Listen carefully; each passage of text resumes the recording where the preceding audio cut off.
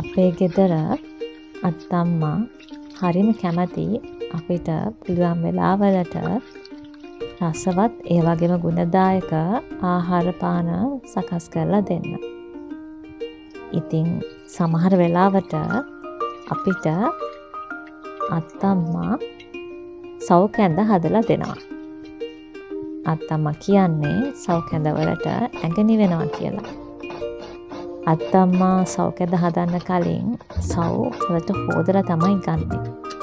ඒ වගේම අවශ්‍ය ප්‍රමාණයට ලුණු දාලා වතුර දාලා ඒ සවු හොදපු සවු ලිපේ තියලා ටිකක් වෙලා යනකොට අත්තම්මා ඒකට එනසල් තරස් බලම් වගේ දේවලුත් එකතු කරනවා. ඒ වගේම ටිකක් පැහිගෙන එනකොට පොල් කිරිත් එකතු කරනවා. ඊට පස්සේ තවත් වෙලාවක් ලිපේ තියලා අත්තම්මා රස අවශ්‍යතාවය අනුව සීනි එකතු කරනවා.